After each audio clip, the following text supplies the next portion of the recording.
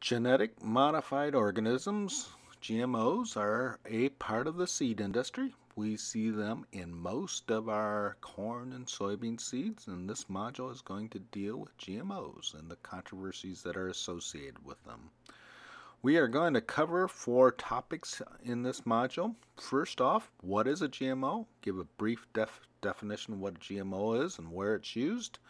We are then going to give a brief history of GMO regulation from the EU perspective and the United States perspective. And again, those are 2 markets and 2 groups of consumers. And they're trying to form now another free trade agreement. So looking at that and the controversies associated with GMOs will be useful. We'll also provide a bit of the background of where that controversy exists today, and then finally talk about what should agribusinesses do about GMOs.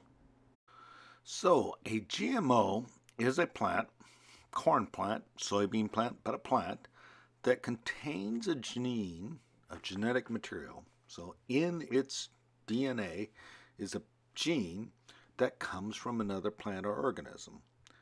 The way it got there was through bioengineering, and it was taken from one place and put in another place.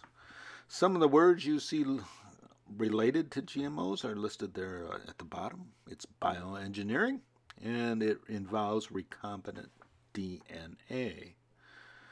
GMOs are in the crops that you see listed on this slide here in the United States. So the crops that have been genetically modified include corn, soybeans, cotton, sugar beets, sweet corn, summer squash, alfalfa, canola, and rainbow papaya. So if you're eating one or more of those products, there is some possibility that those include GMOs. So those are the plants that have been modified to include GMOs in the United States. This slide that you're now looking at comes from the U.S. Department of Agriculture, ERS, and shows the adoption of GMO crops. There's several lines on this graph, and it includes corn, cotton, and soybeans, and we have 2 different types of genes that we're looking at. Herbicide-tolerant genes, you see the abbreviations over to the left, that's HT, and insect resistance crop, and they kept track of BT crops. As you can see here in this slide, an introduction came in the mid-1990s, roughly 1995, and have been in place since then.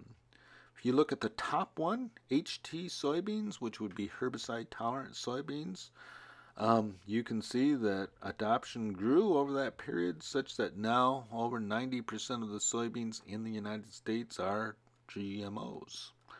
Corn, you can see HT, herbicide-resistant corn, and BT corn there as well. And as you can see, those are a bit behind soybeans, but if you combine those traits, they're probably at roughly the same level as soybeans.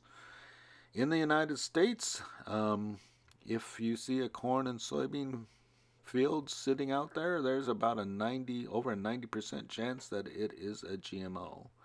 As you can see, we also have cotton listed there as well, and show the adoption of cotton traits, both BT and HT on cotton, and they are at roughly the same levels as corn and soybeans.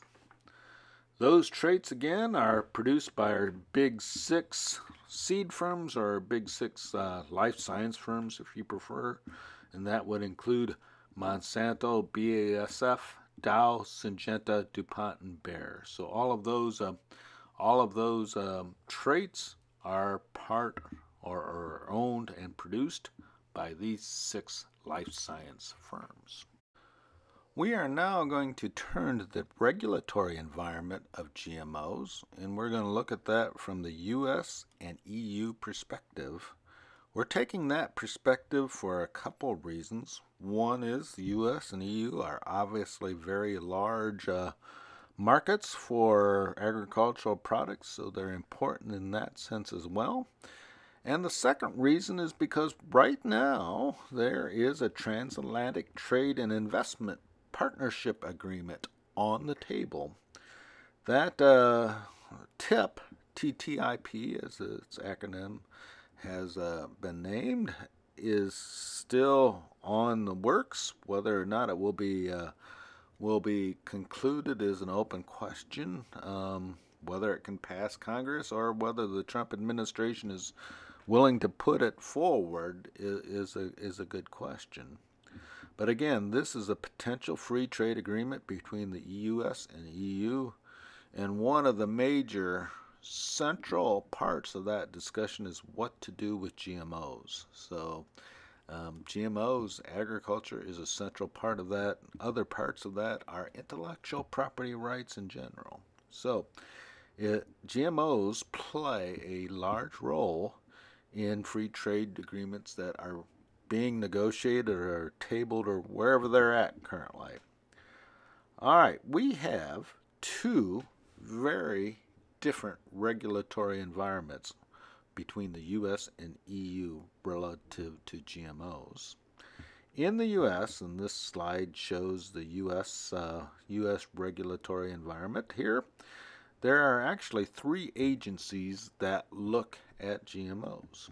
One of those is the EPA, Environmental Protection Agency, and they're primarily looking at this from a human and environmental health standpoint. Does release of GMOs into the environment pose environmental or human risk? One of the larger ones of those that receive a lot of attention is resistance development in pest.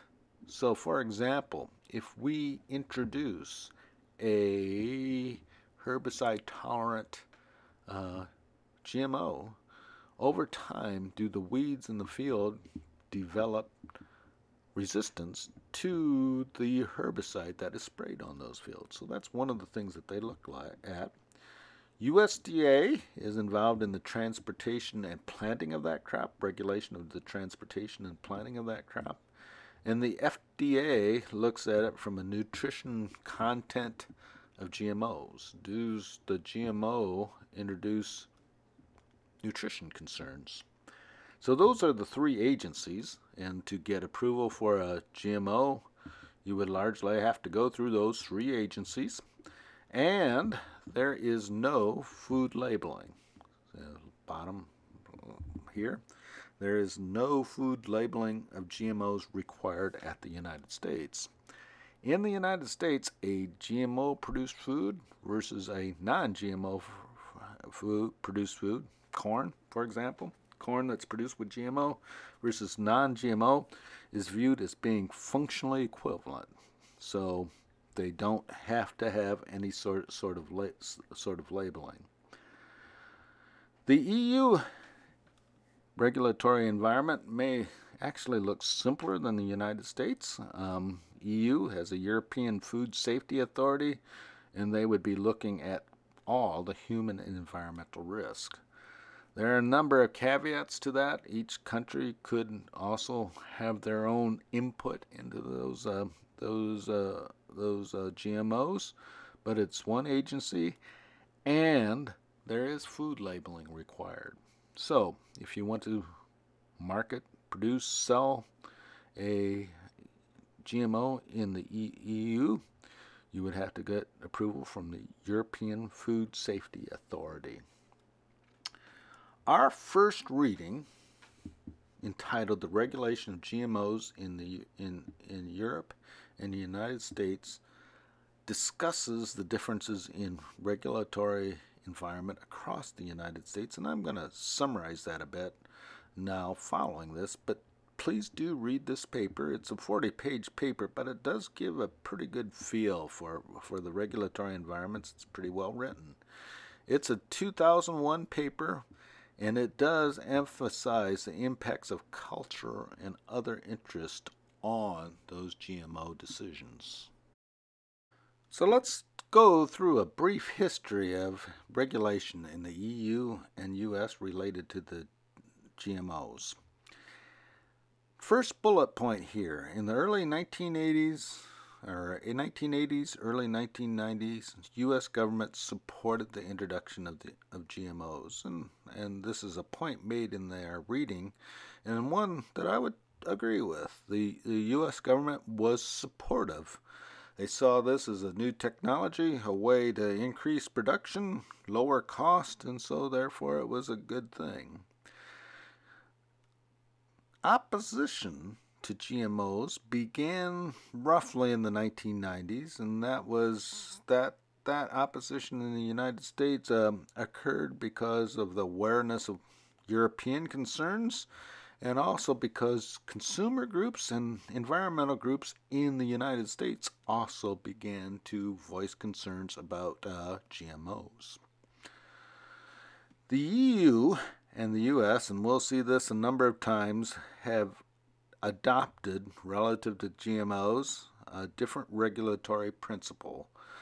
And the EU uses a precautionary principle, and getting what that means is hard to nail down. But basically, it is more cautious, as the name implies. The EU, and now I'm going to paraphrase here, would say, we can produce crops without this GMO. There really may not be this much scientific evidence that says that there's a risk from these crops, but it's new. We can produce it without.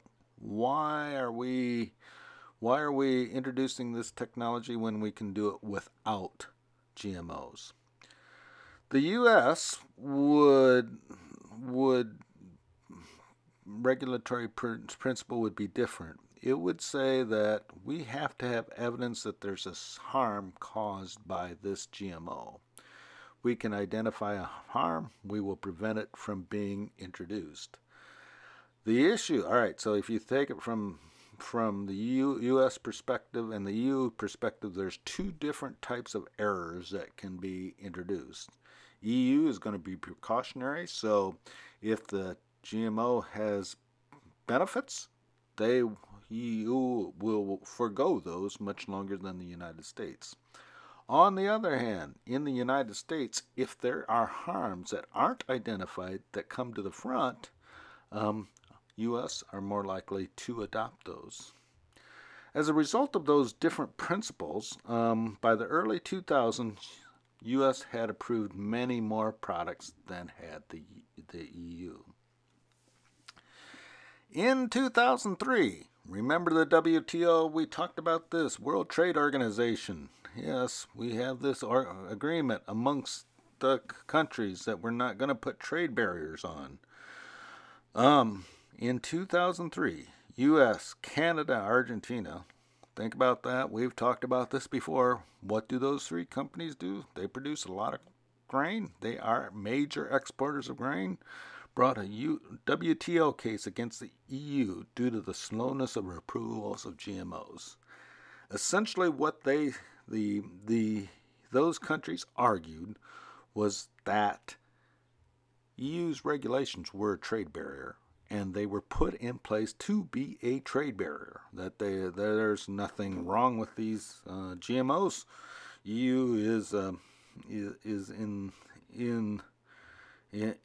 in this mode of not approving them simply to be a trade barrier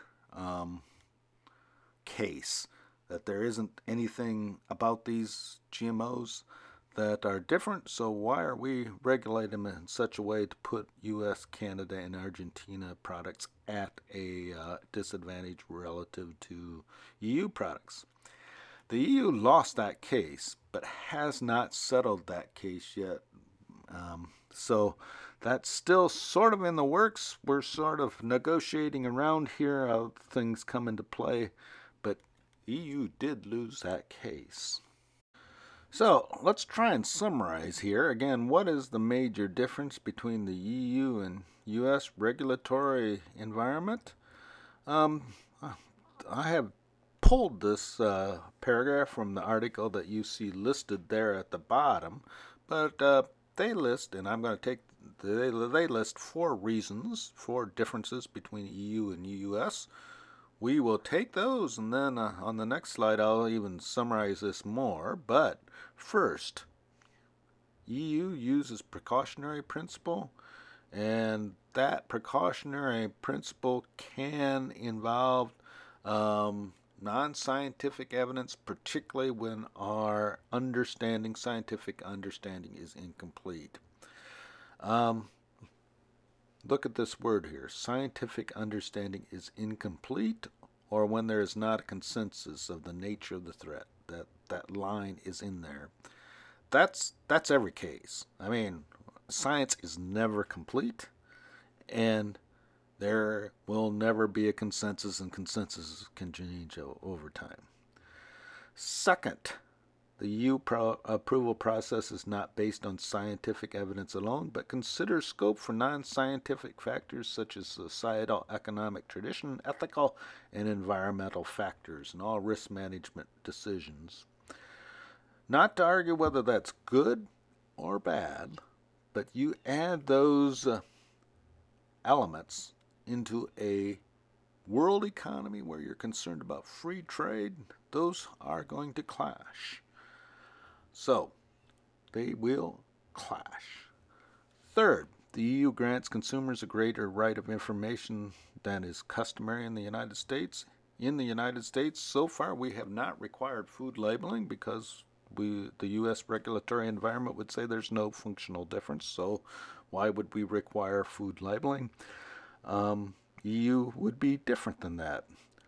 Fourth and finally here, EU rules on biotechnology include so-called safeguard clauses, which allows individual members to ban those under certain cases. So that's different than the United States. A state, for example, can't ban GMOs. All right, now I'm going to take those 4 and further summarize those, I guess. The main differences between the EU and the US is, first off, the regulatory approach. EU uses precautionary. US will approve if there's scientific evidence of harm. Now those two, looking at a slide, may look more black and white than they really are. If you think about the US case, approved if no scientific evidence of harm, well, there's a lot of gray area in there. And if the truth be told, if you took those 2 principles, you could probably use those principles, EU and US, to approve anything or nothing. But it does sort of give the orientation. Second, labeling. EU requires labeling. US, to this point, does not, although we'll talk about that again next week, where we've had some labeling efforts here in the United States. So, what makes GMOs controversial? And here you see some pictures and other information from non-GMO supporting organizations, and these all actually happen to be from the United States. What makes GMOs so controversial? And it might be useful to step back a little bit and just say, what are the 2 sides? And 2 sides, again, probably there's many sides to this, but let's look at it from 2 sides. First off, it's just another technology of many. I mean, we've seen in agriculture, particularly since the 1940s, remember, we've seen that corn yield curve go up. We've introduced hybrids, we've introduced fertilizers, we've introduced pesticides, we've introduced new machines, we've introduced GPS, etc., etc., etc. This GMO stuff is just one more technology among many. Actually, you would find many farmers of this view, perhaps. In some sense, I'm of that view. What makes this technology so controversial? Perhaps on the other side is it just changes the nature of plants. You are modifying the nature of plants. On that side, well, we've been doing that forever through selective breeding technologies, and GMOs have probably existed since the beginning of agriculture.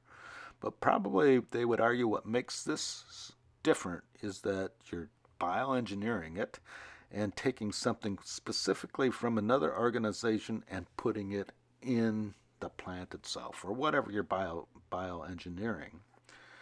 Within the United States, there's two camps, I suppose. Proponents would be, as you would expect, I listed those to the left of the screens, and these proponents come from a site called GMO Answers, which is a site supporting GMOs. You look there at the funding from the members of the Council for Biotechnology Information, and that would include BASF, Bayer, Dow, DuPont, Monsanto, Syngenta, pretty much a compendium of the big six. And look who supports them. American Farm Bureau, American Seed Trade Association, and I'm just reading those from the bottom there. American Soybean Association, National Association of Wheat Growers, National Corn Growers, National Cotton Council, and then South Dakota Agribusiness Association, and we keep going down there. So a lot of the ag groups support that. Remember what we said in Cochran's treadmill argument about what farmers benefit from technology. It's not necessarily apparent that a new technology helps them, but it does help consumers, which is sort of ironic here that these groups support this. They would make the argument that they are in global competition, and if we do not adopt biotechnology and Brazil and Argentina do, we will be at a competitive disadvantage. Opponents, consumer groups, particularly those more on the organic side, and environmental groups also oppose this to some extent. Sierra Club.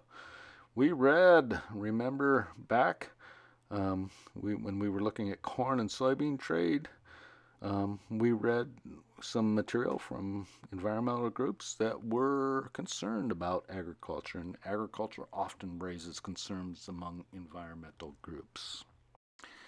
In looking at this differences, one of the things that you may have to do is remember that agriculture is culture. Culture is in agriculture.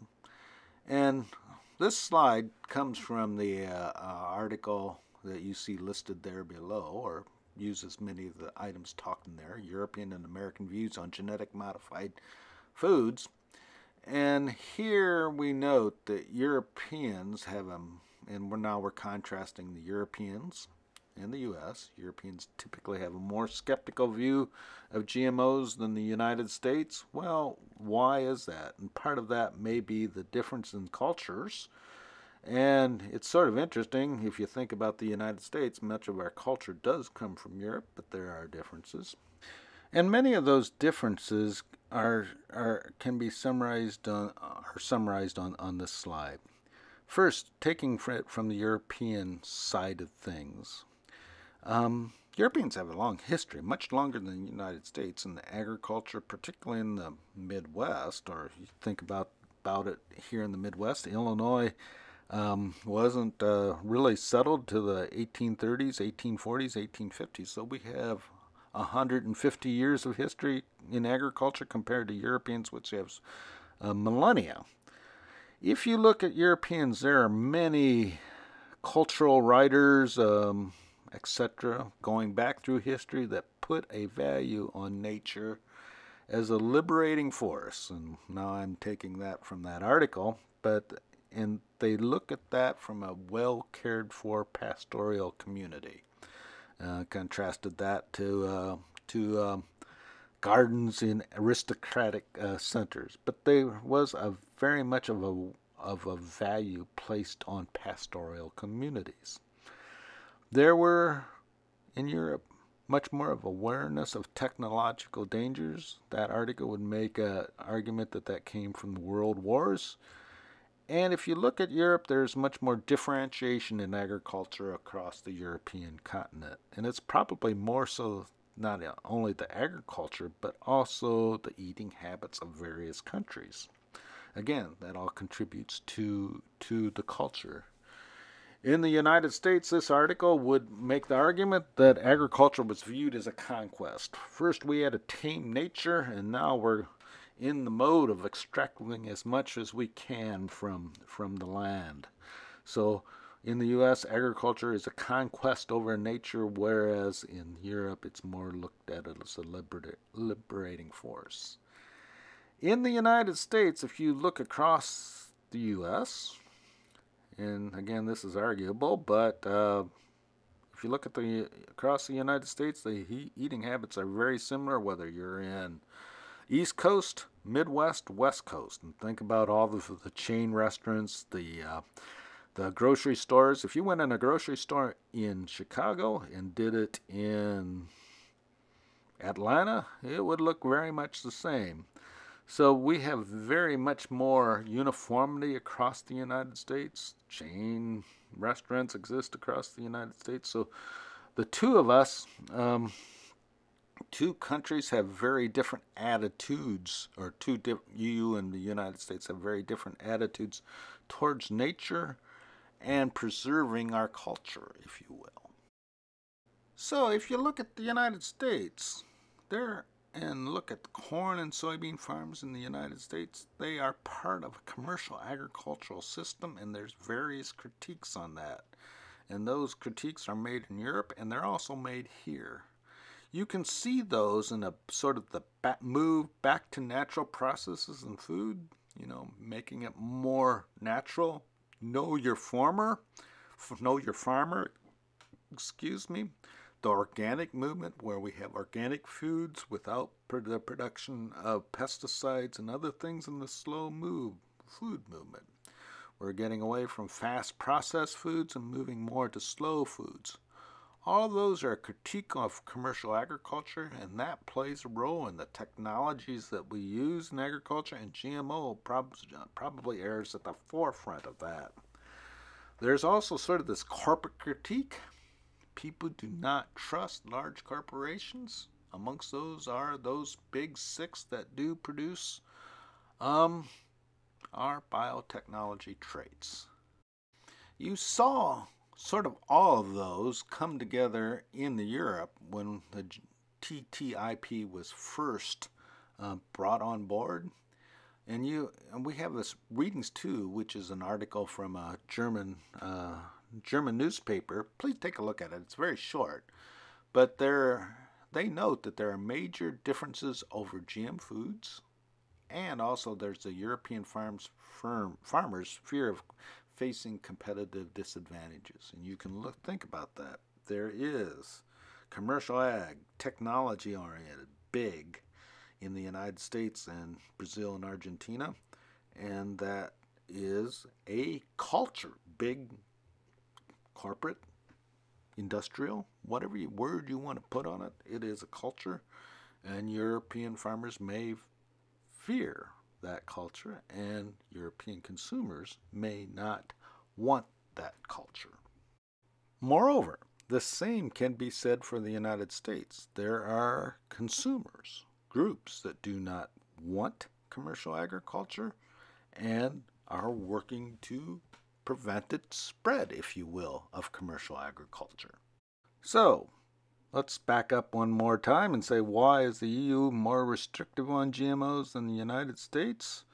And this goes back to our reading 1 again, 19 through 32. They list 4 reasons again. Civic culture, something of what we talked about with our views, European views and their history relative to the United States. Shorter and emphasis on technology. Second that they list is the EU itself. So you're forming a EU, administrative state. One of the default things about an administrative state is that you're probably going to head towards the most restrictive regulations of the countries in there. Just to get everybody to agree, you're going to be the more restrictive. So the EU itself, the combination would result in more restrictive regulations. There also have been regulatory failures in Europe. BSE being mad cow disease being a big case in England. very much concerns with that regulatory state. So why are we adopting this new technology? And finally, the precautionary principle. Again, we come back to this issue because if in the United States and Brazil and Argentina, the New World, we're using these biotechnologies, and one of our major markets is the European Union. So sort of getting regulatory on the same regulatory page would be a good thing. And as you can see here, there's probably large differences amongst the European Union approach and the U.S. approach and Brazilian approach that it will take many, many years and many negotiations to come to some sort of agreement over. Final question, and I thought we would end here because we really haven't talked about this. Are GMOs safe for human consumption? I'll refer you, there you can Google many things, but I'll refer to this Scientific American article that you see listed there at the bottom. So far, one would say that there's a clean record on food safety relative to GMOs. There's no known health hazards of GMOs. Occasionally you will find a study that says that there is this problem and then perhaps be discredited later or further review, but it's difficult to identify health hazards relative to GMOs. I would add that the proponents of GMOs probably don't give enough weight to the unknowns. So if you're looking at a U.S. approach and saying we can't find a health hazard to it, it's because you are looking at health hazards that are known.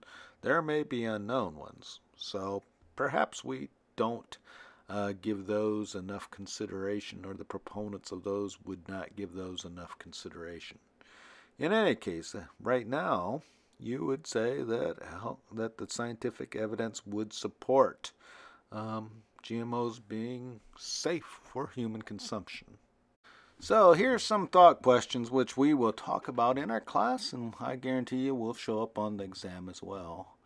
What should the positions be relative to GMOs that should be taken by the big six seed companies, farmers, food processors, and consumers? So give that some considerations, and to each one of those there can be multiple answers to that question. So think about multiple approaches here. Here's our review questions. Go and take a look at those. See any questions or have any questions about those, ask them in their class. And we will see you in our next class period.